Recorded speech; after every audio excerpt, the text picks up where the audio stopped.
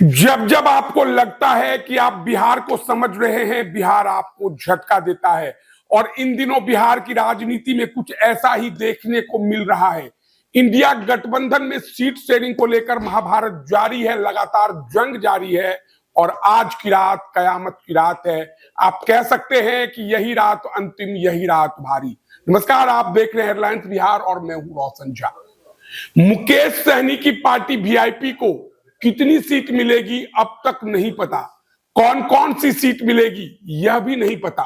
दिन के 12 बजे मुकेश सहनी प्रेस कॉन्फ्रेंस करने वाले थे, कैंसिल हो गया।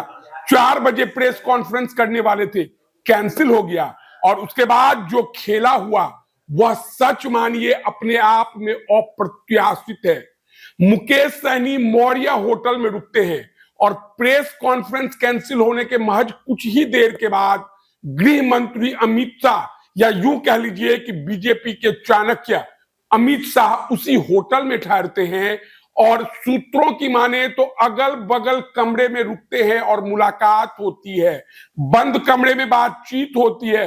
हालांकि अभी तक ऑफिशियली इंडिया गठबंधन की ओर से इस बारे में कोई बयान नहीं दिया गया है और यह भी नहीं कहा गया कि मुकेश सहनी इंडिया गठबंधन से बाहर हो चुके हैं।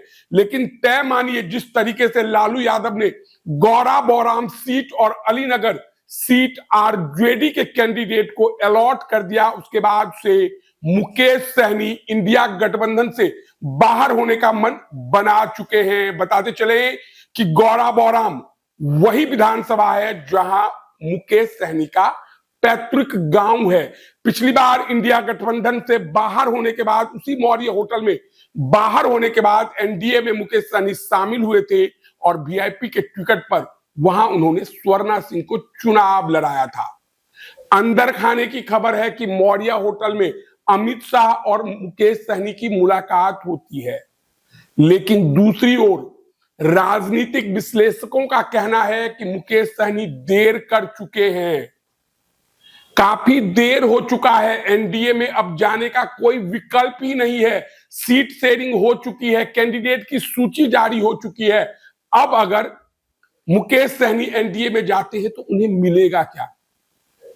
तो याद रखिए, मिलने से ज्यादा जो आदमी धोखा दे उसे मजा चखाने में आता है। संभव है कि राज्यसभा पे डील हो रही हो, संभव है कैबिनेट मिनिस्टर पर बात हो रही हो। बीजेपी है अंतिम गेंद तक छक्का मारने के लिए इंतजार करती है। तो अब देखना दिलचस्प होगा कि देर रात मुकेश सहनी सच में इंडिया गठबंधन से बाहर होते हैं या इंडिया गठबंधन में बने रहते हैं। और अगर बने रहते हैं तो क्या गौरा बौराम सीट लालू यादव ने अफजल खान को दे दिया है?